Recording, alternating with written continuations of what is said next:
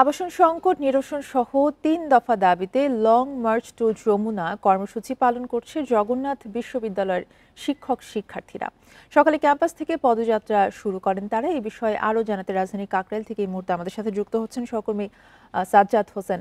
সাজ্জাদ, এই পদযাত্রাটি আসলে এখন কোথায় রয়েছে এবং যে ৩ দফা দাবি তারা জানিয়েছেন, ৩ দফা দাবিগুলো কি?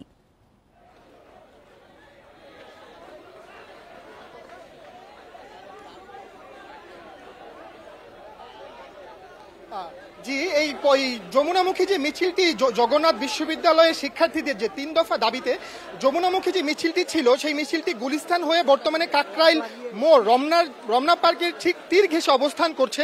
কাকরাইল যে মসজিদ, ঠিক সেখানে পুলিশি বাধার সম্মুখে কিন্তু আসলে মিছিলে যে শিক্ষার্থীরা তারা এখানে অবস্থান করছে এবং অবস্থানরত অবস্থায় তারা বিভিন্ন স্লোগান দিচ্ছে। কিছুক্ষণ আগে এই মিছিলটিকে উদ্দেশ্য করে আইন শৃঙ্খলা বাহিনী পুলিশ তাদের উপর কিন্তু লাঠিচার্জ এবং সাউন্ড গ্রেনেড নিক্ষেপ করেছে এবং টিয়ার গ্যাস নিক্ষেপ করেছে এবং টিয়ার গ্যাসের ফলে অনেকেই কিন্তু এখানে টিয়ার গ্যাসের ধোঁয়া থেকে বাঁচার জন্য এবং যে তাৎক্ষণিক প্রতিক্রিয়া থেকে বাঁচার জন্য অনেকেই কিন্তু মুখে বিভিন্ন ঔষধ মেখে এখানে অবস্থান করছে কাকরাইল মসজিদের ঠিক অপোজিটে।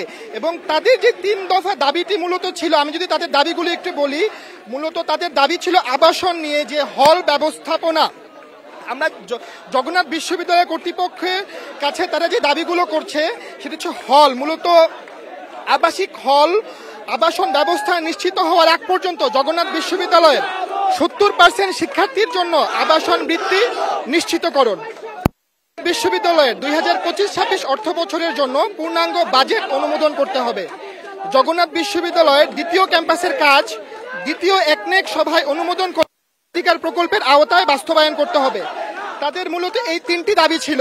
এই 3টি দাবিকে কেন্দ্র করে তারা আজ 11:30টার দিকে তাদের নিজস্ব ক্যাম্পাস থেকে এই একটি লং মার্চ টু যমুনা সব শিক্ষার্থীরা প্রধান উপদেষ্টার বাসভবন যমুনা এবং তারা কাকরাইল হয়ে যখন ঠিক উপদেষ্টার বাসভবনের দিকে প্রবেশ করবে ঠিক তখনই কিন্তু পুলিশ বাহিনী, আইন শৃঙ্খলা বাহিনী তাদের এই মিছিলটিকে থামিয়ে দেওয়ার একটি চেষ্টা করেছে, যার ফলে সেখানে তারা টিয়ার গ্যাস এবং সাউন্ড গ্রেনেড নিক্ষেপ করেছে এবং এর ফলে তারা এখন যে কাকরাইল মসজিদের এখানে অবস্থান করছে এবং অবস্থানরত অবস্থায় তারা বিভিন্ন স্লোগান দিচ্ছে।